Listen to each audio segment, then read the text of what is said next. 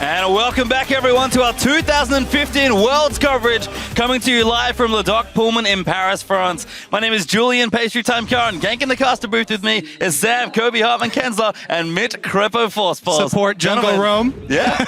Got that synergy going on. We're going to move on to our fourth match as Edward Gaming is going to take on the Bangkok Titans. First of all, let's take a look at the starters for Edward Gaming, who are out on the blue side. In the top lane, it is Amazing J, the jungler Clear Love, their mid laner Pawn, the AD carry Deft, support Mako, and the coach Xing Chi, better known as Coach Aaron. I mean, if we go back all the way to Spring Split, EDG, they got to MSI because they beat LGD there in the playoffs. They made it to MSI, fantastic performance. Coming into Summer, they were hype team, they performed, they did well, but then all the way at the end, they started slumping again. They didn't do well in their playoffs. They dropped matches to IG, LGD, but then in regionals, they came back. They ended up clinching the second seed from the LPL to Worlds, and they really looked good, especially with Amazing J in the top. With Amazing J in the top laner, that top half of the map is just so incredibly strong. Probably one of the stronger ones in the entire tournament, and that's just going to be fun to see. And it's rough as well to make such a late change, but clearly trusting in their substitute player there. Yeah, they have both Koro here and Amazing J, different playstyles. Koro obviously brings to the field a more teleport-oriented playstyle, people would say. Obviously, he can play all the champions too. It's not like he's a bad player or anything. But Amazing J, yeah, with those carries coming out in the later patches, the Juggernauts, you know, more aggression coming out of him. Clearlove and him working well together, duo jungling at the start, then ganking for him, just getting him ahead. And then meanwhile in the bot lane, people just playing passive, farming it up. But once those team fights start, they're so strong. I think a lot of it does have to do also, there were a lot of rumors going around, you know, was Koro sick? He missed out some practice time.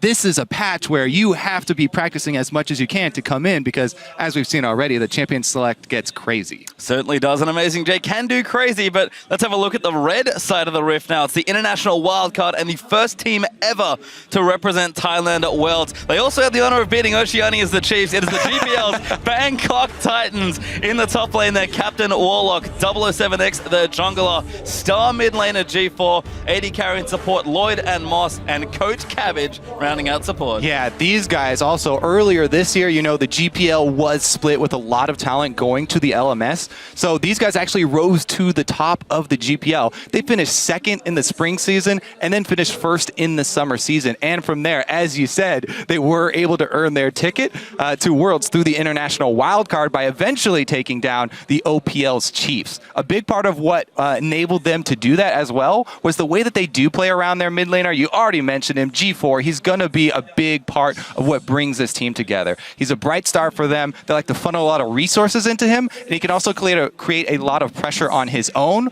by split pushing in the side lanes. You know, the Titans are also very big underdogs here, though, so I do expect them to go for strong laning champions, both in the mid and in the bottom lane, and try and rush some sort of advantage for themselves that way. You know, while Warlock will probably take one of his customary tank champions up in the top lane. I mean, they just want to find out just how big the gap between them and EDG is. G4 touted as one of the best mid laner there in that region, but the problem is he's going up against Pawn, so he's definitely going to be down. Just a matter to see like how much, you know, how long can they hold on. But we've seen EDG also play against some wildcard teams in the past, and a lot of teams, when they face wildcard teams, they have this element of strategy where they're like, let's just lean back, we know we're the better late game team. Well, EDG, they like to do the opposite. Yeah, exactly. They just like to go for the gullet. They rush as soon as they see any sort of weakness, especially if Pawn gets something like TF. We've seen him run over so many teams so quickly, basically using the ultimate on cooldown. You know, one example would be at MSI versus Besiktas. EDG were able to get, at 18 minutes, a 17,000 gold lead. Yeah. And the score was 19-2. So, like, versus wildcard teams, traditionally, EDG just likes to put the pedal to the metal and try and end as quickly as they can. So it's very scary. It doesn't even have to be against wildcard teams. In the first round of regionals, they faced off against Snake, which isn't a bad team by no means. It's a good LPL team, and they just said, well, we want to get to Worlds. We're done slumping. Here's a statement. They completely won that game against Snake, that series, and they just went on for the regionals. Had a nice match against IG, but they still were the better team overall. Got that second seed. That's why they got here. And I'm just curious to see how much they still progress from that. You know, is EDG playing like perfect right now? Where are they in the state? How well have they adapted to these new pick and bans? Because they've already brought out some of them, but you know, still got to see the Darius. You know, Mordekaiser. Is it going to come out? Yeah, I'm really excited for the pick and bans. Just because of what we already saw earlier today, but also because even, watching the Bangkok Titans, they pull out a lot of champions that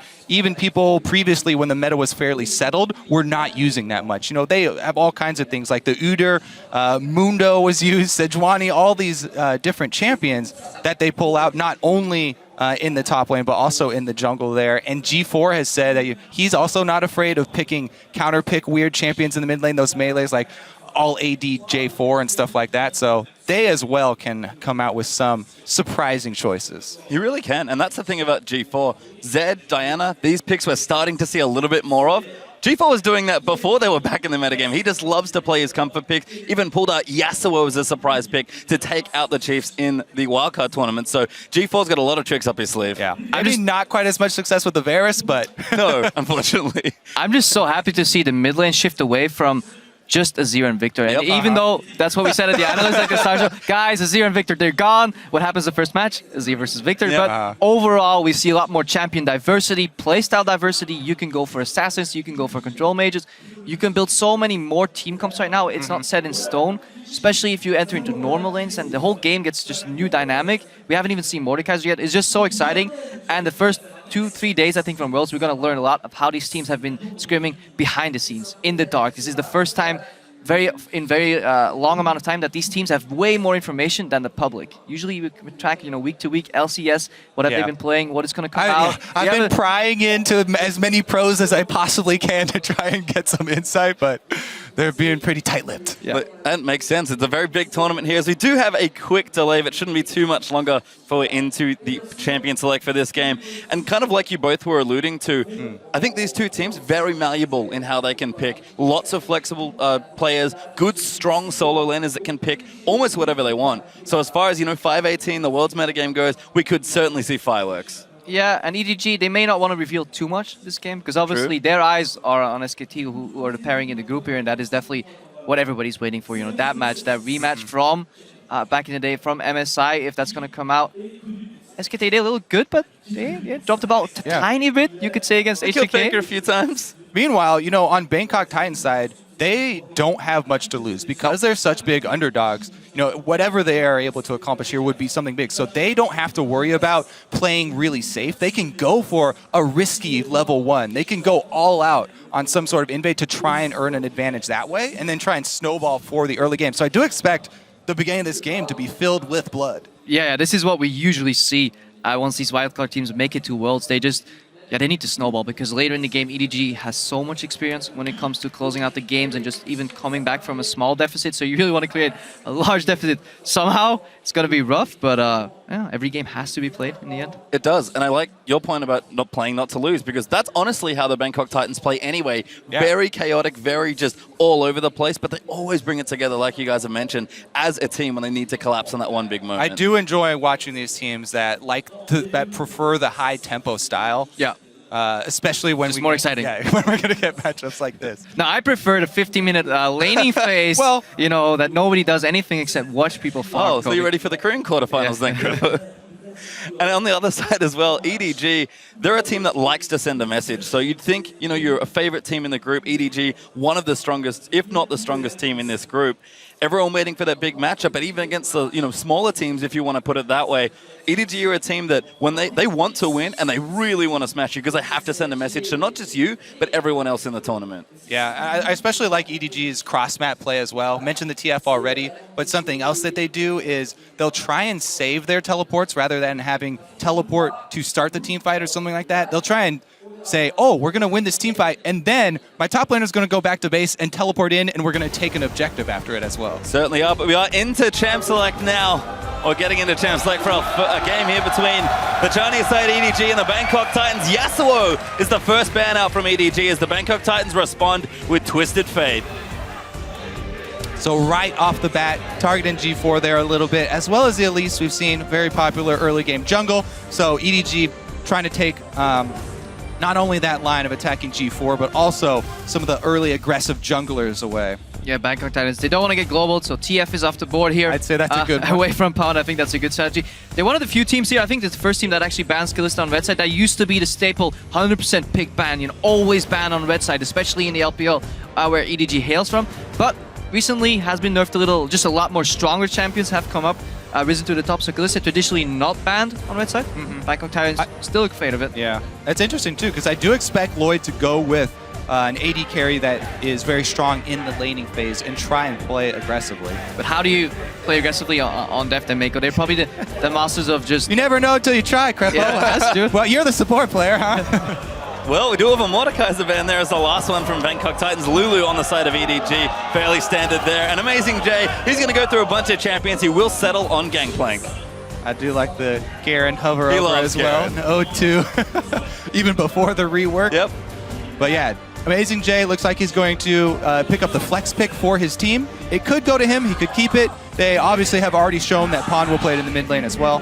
Yeah, definitely being able to flex that Gangplank is important because there are counter picks available, like the Riven. Even Fiora does well because you can repost a lot of the damage that he puts out with the barrels and prevent, you know, the big chunky that he can do in lane. Having the ability to flex that just gives you so many options. Yeah. Titan style, Braum has to be picked up in early rotation if you do value the patch you're playing on. It's just such a strong support here, so I wouldn't be too surprised to the Titans pick that one up, but plenty of options here with about 15 seconds left for the Thai side.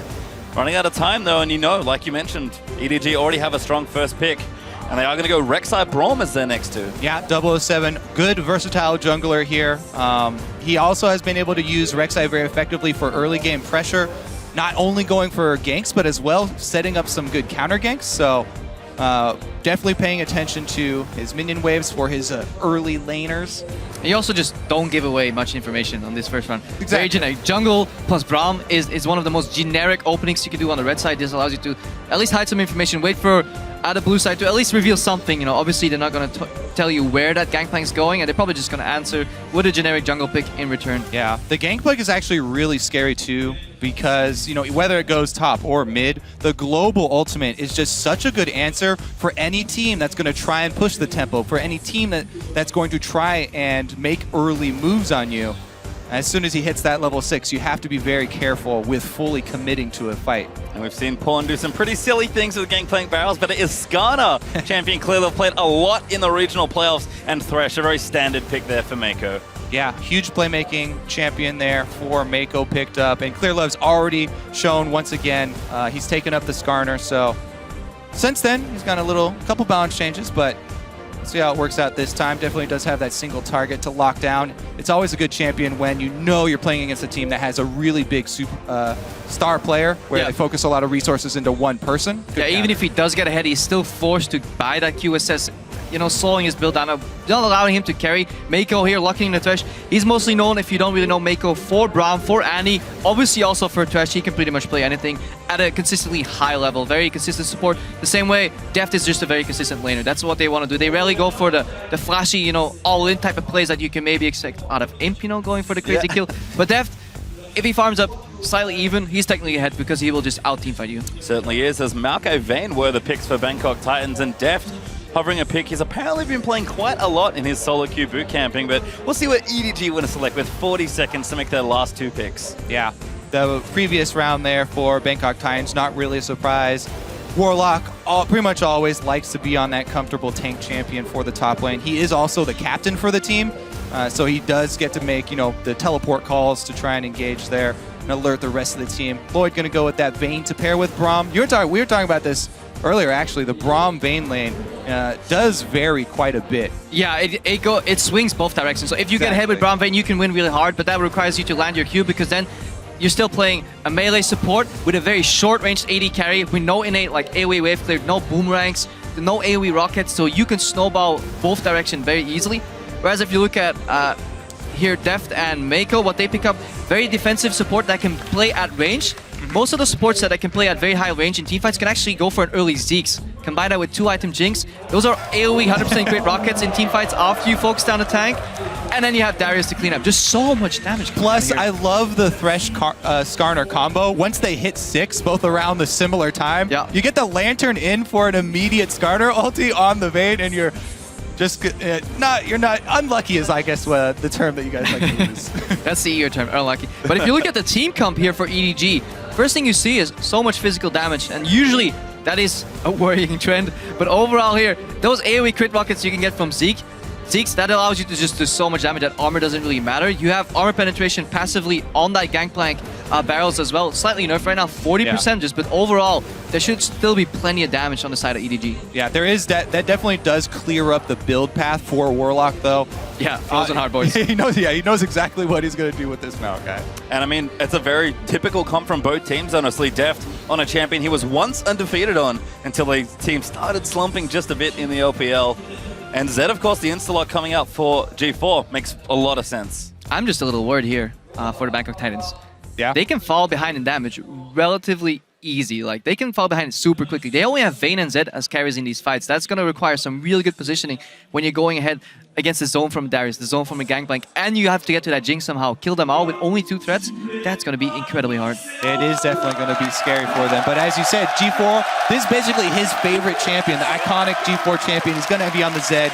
Maybe they'll be able to get to the split pushing. And with the picks locked in, head over to Twitter and let us know how you think this game will go. Tweet at LOL Esports with the hashtag EDG win or hashtag BKT win, and we'll tally up the votes in just a bit. And it looks like we are going to be getting ourselves onto the Rift as Z2's teams take to the World Championship stage for the first time here in Paris. EDG over on the left, your blue side for this game, and the Bangkok Titans, a wildcard team, over on the red side. All right, let's see how quickly they get out to start and capture these spires for Clear Love. Yeah, a little mini game added on as Skarner got into the game. You can start on the ones in the river and collect them immediately and still get back to a normal jungle start. They're not proccable until like 1 minute, 1:15, right? Yeah. Takes a while. You can easily finish the channel, though, and get back in time. We'll see if Bangkok Titans try and contest them. The minion objectives first. Oh, Deft. Trying a bit of flair there with that new summoner icon. Always looking good. I think it's likely we'll see a lane swap come out of Bangkok Titans. So having to play Vayne, Braum into Jinx Flash, you just get outranged by both. You're playing one range, one melee into double range. Not only that, it's so incredibly hard to get to Deft, because even if you proc the Winter's Bite, one flay is enough to peel you off. You're never going to proc that stun, and then he outranges on level 1 already, Deft. And as the game goes on, those rockets are just going to be such an easy trade into the Vayne every time. Well, trying to get taken there as EDG just moving out, but like you mentioned, there is that lane swap happening. Deft staying out of range of that Trinket Ward by the looks of things here. A minute 45 in. It's just going to be straight to those 2v1 lanes. Yeah, and if you look at the top lane, how diversified the meta is already. This is the 7th different top laner that we've seen today. Darius has only been the only one repeating champion, so overall, yeah, the meta is shifting and people are still finding their stride. Maybe towards the later stage of the tournament, we'll see some repeat on some champions, but from solo queue experience, Darius, he hurts. He does. Very true. He also heals. All right, so Mako and Def going to actually take the blue buff themselves here. Started out, so a double blue buff start. Bangkok Titans, it looks like they are 100% going to get 3 buffed here. Yeah, they lane swap, but what they did is they only secured 1 quadrant of their jungle. I know you love talking about those quadrants, Kobe. Aggressive invade, just to spot if they're jungling on the right side of the map. EDG starts double jungle on the left side of the map. They're going to get such a big experience lead. And Bangkok Titans, yeah, this is what we see. 4-man gank in the middle lane. Oh, he missed! He flashes! Warlock! Can't lock it down! Oh, the flash twisted advance. He gets a minion instead there. 25 gold? Well, I don't think he killed the minion either, but Pawn, they did get the flash out of Pawn, but again, this is what we're talking about. They like to pour all their resources into the mid lane, finish off one jungle quadrant, and immediately try and go burn. Not everybody can be double though. Just, that honor is just laid away for a specific amount of people. Just Double doesn't really coach work. Is a god. Well, I can see Bangkok Titans. Moss going to check that brush with his Winter's Bite. Doesn't quite get it though. Yeah, EDG though punishing Bangkok Titans very heavily for that super safe start where they started actually on their strong side of the jungle. So not going to have much more to farm here. Yeah, and look at Moss right now. He confirms his Darkest Sphere. That entire jungle is empty. So by proxy, you can deduce that EDG's remaining members went to the down right side of the map, then the up right of the map, which means they're about to get a dive here of 4 against 2. And EDG, they're clean enough to execute this. And this ward that Mako just dropped, I love it. That's where you see the top laners coming in to teleport as well. They don't need him because he walked all the way here. 4 versus 2. Here comes the dive play. Back there, Warlock getting low. Mako, he's in trouble. He flashes out, but Death, he's going to get first blood. That's a double kill for the Jinx. This is the tempo that we're talking about for EDG. They do not like to let you have a moment's respite. Yeah, an incredibly clean execution. Mako starts tanking, he gets out before he dies. By that time, Deft has 1 kill, 2 kills. Now his double buff tower's dying. Warlock comes back, he wants some more. Oh my god! They're gonna get locked up. Clear looking for the stun. Deft wants a 3rd kill. The auto's good. Rocket follows Deft. Gets himself 3 kills in 4 minutes. All right, that was definitely painful to watch. They punish the lane swap. They go for the early dive, successful dive, and a repeat there after the teleport is also blown. They even have teleport advantage. Okay, the one thing for Bangkok Titans is Lloyd has been free farming. In the top Lloyd is actually on even CS with Deft, and that is an accomplishment. But Deft, it is 4 minutes, 45 seconds in the game. He has now acquired 2,000 gold sitting in the bank, ready to be spent. So he can base and get a BF sword when Lloyd is still struggling. He is 3-0 already. This is gonna get real ugly real quick. Yeah. We did expect it to be bloody early, so. We did, and that's the EDG power, really. We've seen them dive teams of all different calibers over and over again. SK Telecom sure know the feeling of getting dived by EDG. Yeah, Boots here picked up. In addition to that BF sword, Dev says, okay, I'm done in the bot lane. I'm just going to go top lane, fight Lloyd, because he hasn't really seen too many EDG members overall. Amazing J ahead of Warlock in, not in farm, but 2 levels up, I think, in XP overall. So EDG, completely in control already. And teams should take note. Yes, this is, a massive lead for EDG, and they're huge favorites to win this. However, EDG being able to finish out when they get leads this big is something that you need to pay attention to. Immediate pickup on pink wards here, immediately looking for deep vision. They're trying to cut off any sort of resources from Bangkok Titans. Dev can now aggressively trade with that red buff and those rockets, and immediately, as you said, how do you snowball an advantage? You pair your jungler with your support. You aggressively move in, you find the enemy jungler. Once he's out, you can't even gank anymore because you know exactly where he is. And Pawn, even though he got ganked early, he had to blow his flash, he's now completely controlling the pace in the mid lane against G4. So Bangkok Titans, they're crumbling left, right, and center already. And he's just hit 6 there as well, so ultimate going to be available for the next bit of EDG aggression. Mako is going to move his way towards the mid, but does go for the recalls. Amazing J, happily 1v1 in the bottom side as Deft is mowing through this turret. It's going to be very scary here. Deft can easily get resets in these team fights, even on the front line. No matter how much money Warlock pours into armor, Deft is just so far ahead. It's a really unfortunate feeling as a tank when you're you have a clear path, and yet you just can't get enough money off of the map to even take a couple rockets from Jinx. Also, if that lane ever matches up 1v1, Vayne against Jinx gets incredibly hard. The worst part of that matchup is BF plus pickaxe against Cutlass. If you ever find yourself in that situation, you rarely do because the way the game plays out traditionally. But after a 3-0 Jinx start, there's no trading you can do. Jinx completely outrages you. Mako comes in, Lantern. Again, ulti out from Pawn as well. G4, good dodge there, but the exhaust is out from Pawn. Clear up, follows in, looks for the stun. Ulti out from G4 is going to try and save his life, but a Chomper's going to give Death his kill number 4. And look how quickly they go to the mid turret here. This one will be knocked down pretty much effortlessly. Nobody from Bangkok Titans can come up to rotate and try and defend with Rek'Sai here, so she'll probably be on her own, and that's going to be another outer turret for EDG fairly shortly here. Actually, they're not even trying to pressure it unless they leave Deft there. Clear left with eyes for bottom lane. And they're probably just not used to being this far ahead this early overall. They've done it before. We talked about the Besiktas game. Well, we'll keep track and see if they actually hit that mark. If they can beat that record. But yeah, overall... Time trials. Time trials. They're playing against EDG's Ghosts, in those map races. But overall, EDG, they don't extend these laning phases either. Like, they choose to go move Deft away from that bot lane and then go top for some more pressure on the tower. They don't really play the solo queue game where they keep going 2v2 and try smashing each other just for a kill and then base. So they're really playing the map right now. They went for a tower. Deft, kind of afraid whether Moss is in there or not because Mako was roaming before. Now Mako comes back, and that should be a very, very easy 2v2 here. Safety net is back here for EDG. They're up 3,000 gold already, 8.5 minutes in. Now, hard mode is to look at this and try and find the way for Bangkok Titans to try and get back in this. And they do have at least the Brutalizer completed here for G4. He is stuck in mid lane right now. They also, it's going to be very hard for them because they don't have a lot of vision to work with. That was well executed. But, yeah.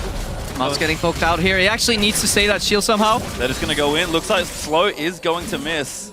No ulti out there from Def. They'll give it up this time, but pressure really on in the bottom lane. The only way he's going to win that trade is if he can save the first hit on his shield for the Jinx ultimate to negate that damage, because otherwise they're never going to win 2v2. But yeah, he gets zoned out immediately. Yeah. G4 putting some pressure on Pawn here, but eats an orange. Yeah, I was going to start talking about G4 roams, but again, Pawn is on Gangplank. He has the ultimate ready, so he can even answer that roam. And just sending the ultimate is actually enough to turn the tide since EDG are so far ahead. So, And since their top lane jungle combination from the Bangkok Titans, here 007X and Wallach are just so low damage, if they fall behind, it actually gets quite scary to gank Darius. He can take you out 2v1, especially with the reset mechanic on that ulti. So, power ulti coming in. Yep, going back G4, looking to try and get out of it. Clear of ulti, though. Mako follows it with a hook. The damage is down. Ulti's used, but Pawn's going to get the kill. This may very well be the first perfect game here at Worlds. Fnatic, they were close. They were 1 kill away in their first game today. So if EDG can avoid dropping a tower, maybe that's what they're playing for now. Instead of just playing for the victory, they want a perfect game. Just cancel some recalls there. Need some more AD for that to work. And you see Dev. Canceled recalls are very important at this stage, though. Even a couple seconds here. That's probably going to buy them Dragon. Yeah, again, more tempo, more objectives. But Dev, this is something we see a lot in the LPL. Even when ahead, these guys like buying average blades. These are like their insurance. If somehow something goes wrong, at least I'm getting GP10. I'm not sure if I agree with it in every situation, but true definition of avarice there. Certainly is, as Dragon #1 is going to go to EDG, forcing them away with that ult from Def just to make sure Bangkok Titans couldn't get there. And again, the lead continues to build here for the LPL team. All right, let's see how Bangkok Titans are at setting up defensive warding now, because that is the emergency mode you have to go into. Yep. Try and set up defensive wards in your jungle. Uh-oh, here goes Big J, though. Fancy He's gonna the trade on one. Maokai. He is Maokai, though, so... relatively Soak it up tanky. instantly. Amazing J came out of late swap, only has some assist, only the phase completed so far, so Wallach should be relatively, but look at the position of that wave also, it's pushing backwards, so EDG controlling waves, trying to find out where the enemy jungle is, not making any rash decisions. They don't need any of those fancy outplays. They generally, all their kills have come from outnumbering their opponents, generally reading the map and then making that play. Exactly. When you're this far ahead, all you really need to do is continue to pressure all 3 lanes because you're stronger in all 3 of them, and ward up the jungle so that Bangkok Titans can't move from lane to lane and can't farm anywhere. Basically, you want to cut off any way for your enemy to farm. Yeah, you just starve them out, especially if they do manage to sneak past you and get a numbers advantage somewhere on the map. You can simply cross-map them. Take a tower somewhere else, take some jungle camp somewhere else, and it's incredibly hard to get out of that stranglehold. Once it's in that position, once it's being executed, it's almost too late to come back. This is why we saw, early season 3, split push was so popular because teams couldn't deal with it. Just like Lloyd may not be able to deal with this. Just going in. Lloyd actually has to pop his ulti. Moss and 007X will get in. Mako, maybe the target is clear. Does get stunned by the Braum passive Def. He's in there. He's going to pop the ulti in melee range. Pawn, first kill onto Lloyd, but G4's going to come out. 007X is low. He'll die as Def. He's going to flash his way out, but can they get that kill? G4 will land the shutdown with the dunks. Going to give Darius the double. They killed Def. They deny the perfect game. But G4's trapped under... Oh, flash! Gets himself to safety, but EDG are not done. They'll plow straight through mid lane. Yeah, G4 gets that kill, prevents himself from becoming G04, gets at least 1 kill. Perfect game denied. But 8,000 lead on the board already. To match that gold lead that they had in earlier wildcard teams matches, they need to get roughly 9,000 gold in the next 5-6 minutes, so it's going to be hard to break that record. The time trial is on, is what Crippo is saying, as EDG will back off. Going to spend some more of that money. You can see their items are massive already. Def close to the Infinity Edge. Side turns completed for both support and jungle, as we have a replay. All right, so Mako drops the ward, has sight, lands the hook and play combo. And here comes the entire party. What a good Gangplank ultimate as well, cutting off the retreat there. Yeah, look at Def, though, right into the middle of the fight. Because it forces Lloyd forward. Def knows if he gets a reset and some damage, they're going to win this fight regardless. He doesn't have to survive this fight for it to be a big win for EDG. And look at the damage that are still alive. Even if Def falls, we still have a Darius, with the ulti. We have Pawn on the Gangplank that can even win 1v2s later on with those barrels. So there's so much depth coming out. Yeah, at that point, they're just looking for more people to commit to the fight. Yeah. And Black Cleaver done for Darius. Trinity Force done there, so that damage certainly online now for Edward Gaming. And that's the way you really play that Darius. Early armor penetration from the Black Cleaver, and then you just go tanky. You get Dead Man's Blade, and you basically become unkillable in addition to having very high base damage on your abilities.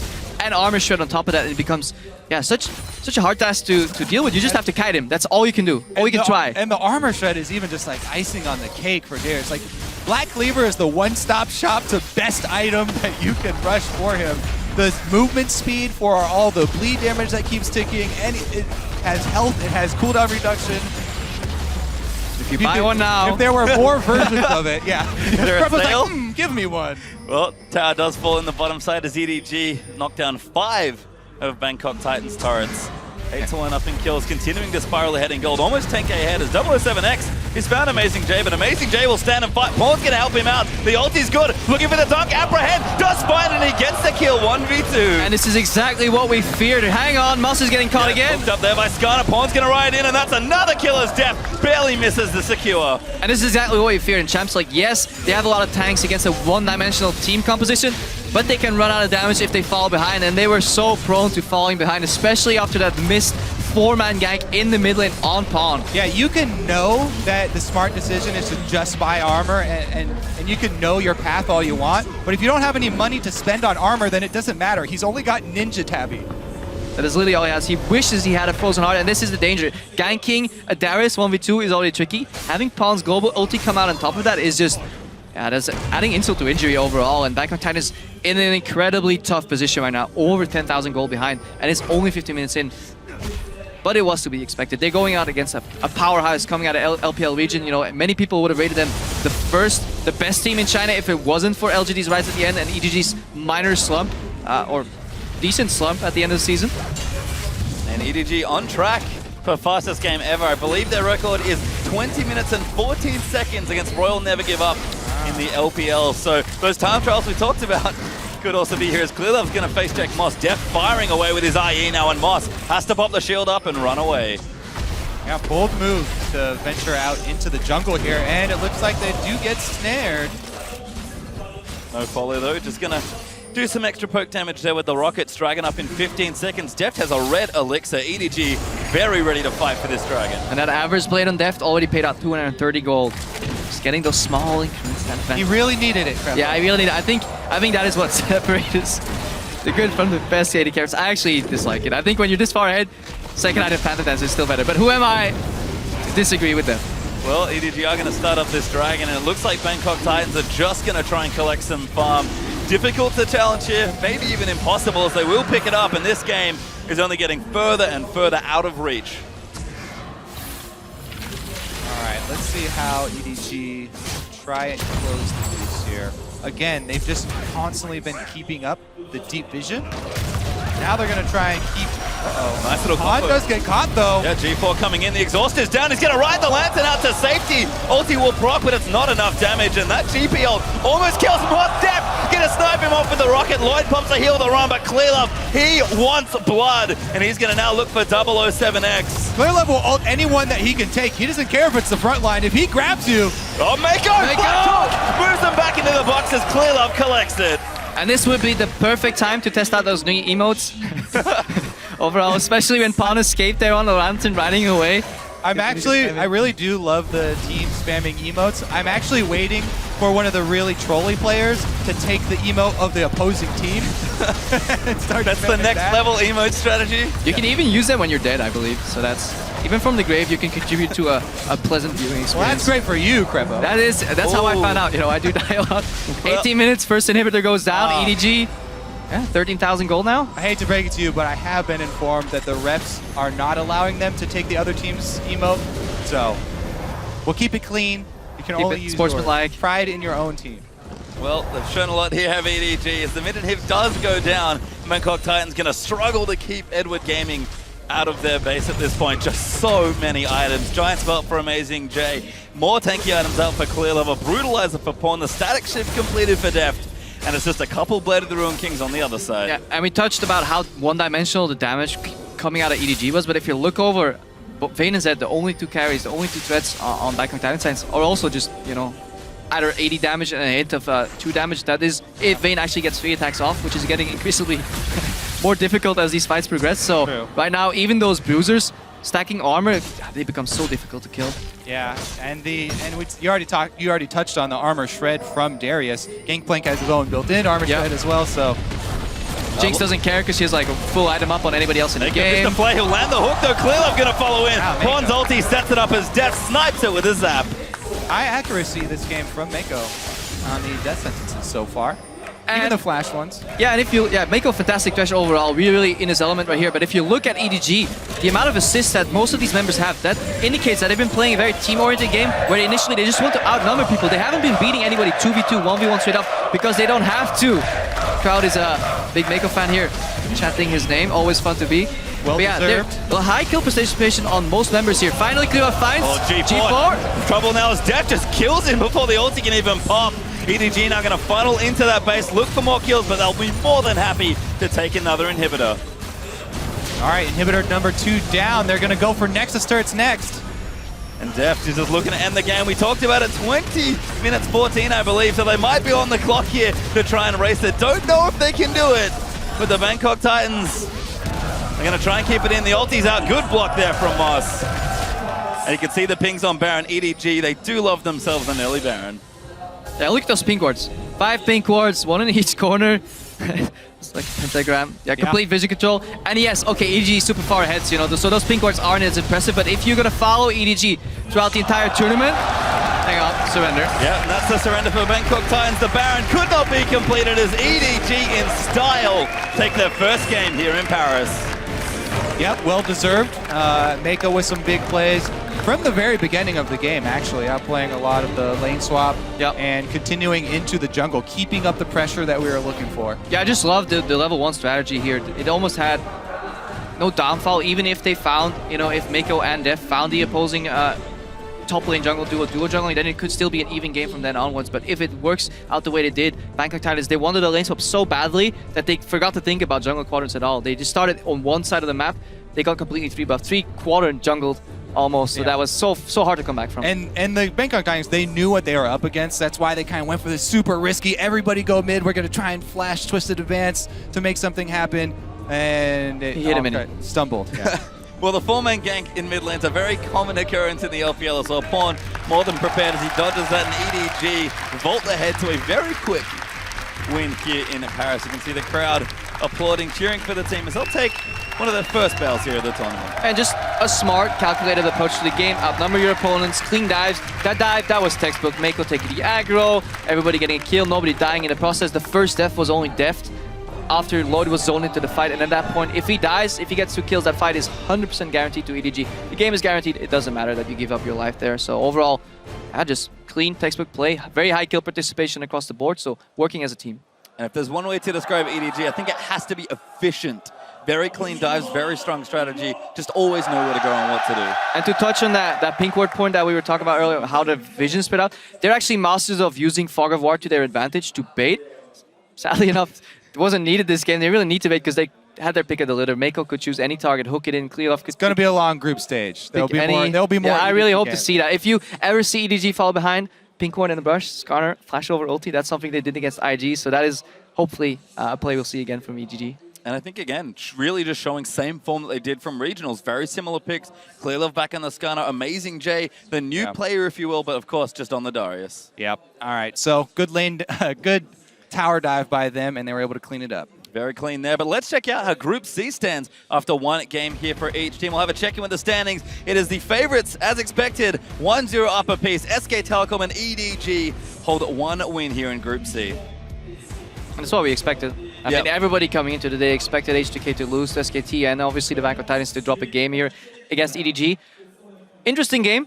H2K against SKT though, overall a little slightly closer than people expected, but still a very large disparity overall between the two teams. Yeah, there have been some exciting games so far, especially the champion select. We're going to continue to monitor the day 1 champion select. Like, how many new top laners can they find? They've only had 1 replica. Only Darius has been picked twice. For the rest of the games, every game a single new top laner. So eventually, they got to run out. And he's already found himself on the ban list as well. Yeah. So Darius is definitely extremely high priority. I don't know how much Amazing J you guys have watched, but I can promise you there's probably a couple more top laners if you guys want to get excited. I'm actually still waiting for the Olaf, to make his true, rotation actually. because he's definitely something that Amazing J has played before as well, and something that people kind of forget about when there's so many new toys on the block for the top lane. They're like, oh, these juggernauts. Olaf was like the original juggernaut of the top lane. He still has good matchups. Yeah, he played it in the matchup against IG to get that final victory or one of the final victories to get here as a second seed to Worlds. So he definitely can play that champions. Overall for the tournament, I think we've seen almost all top laners against the Olaf. We've even seen Gnar, which I don't think is that high on the priority list anymore. But I just want to see more Fiora. We saw it once only, and I think the champion is incredibly strong, especially when you have really, really good repulse mechanics. You can dodge so much damage. You can dodge a lot here, but we do have Shock standing by with EDG's jungler Clearlove to get an insider's perspective on that game. Yes, thank you very much, guys. Indeed joined here by EDG's Clearlove after that victory, and Wenson helping here out with the translation. Congratulations first up in your very first game here at Worlds. Thank you. Thank you. Anyway, it was an underdog match for the Bangkok Titans going in, yet you guys were very convincing. Something I would like to talk about is the Skarner pick. We saw it earlier in the day from the side of IG. Didn't work out. How have you played him and how do you make him work? 你们这次有一个就是非常完美的胜利，然后他注意到了你的 Skarner 用的非常好，想问一下你对 Skarner 这英雄有什么心得？这英雄的话，就是前6级就很法力，如果到6级后2打2、3打3打团都很厉害，所以说这是我选择他的原因。Okay, Skarner is relatively weak pre level 6, but ever after level 6, no matter in 2v2, in 3v3s, Skarner extremely strong, and that's why he picked it. Okay, it worked out really well also in synergy with that Darius top lane, and that was on Amazing J. How has it been for the team adjusting to playing with Amazing J, and more precisely, your synergy with him? How has that been going? 你们这次觉得用了 Amazing J instead of Coral， 就是替代了 Coral， 你们觉得你和 Amazing J 的配合有没有什么特别的地方？然后你觉得 Amazing J 打得怎么样？就我们 GJ 的话，它更适应这个版本，所以说，他这把的话打得挺好的。They think they have the new patch, and Amazing J might be better in this patch, and he played really well this game, so he's happy for that. A fantastic Darius, that is true. Last time I talked to you, Clearlove, was after the mid-season invitational where you guys won over SKT. Then you told me we are going to learn from this and become even better. Do you think you have come good enough to take this World Championship home? 就是他看了你们在 MSI 的表现，然后你们表现得非常好，然后你们战胜了 EDG。但是你当时说过你会变得更强，对这种决赛，你觉得你们这次的准备如何？你们有没有机会拿下这个比赛？就是我们队伍的状态最近还挺好的，然后的话就是经过这么长的时间嘛，然后个人能力都有提升，然后更重要的是我们的心态变好了很多，我觉得这个是让我们变得更强大。They think their team is in a really good shape right now, and their individual skill has been improving since MSI, and they have really, good confidence going into the tournament and win the World Championship. Finally, one big step towards that will be your game Saturday versus SKT. After what happened at MSI, is that not a worry for you? 就是 SKT， 你觉得这次 MSI 战胜他们以后，你们这次还担忧他们吗？SKT 是很强大的对手。但我觉得最后还是会赢他们。You think SKT is really strong opponents, but in the end, they think they can take off SKT and win the World Championship. All right, fantastic. Well, we'll see you on Saturday for that matchup. Thank you so much and congratulations. 谢谢你的 interview.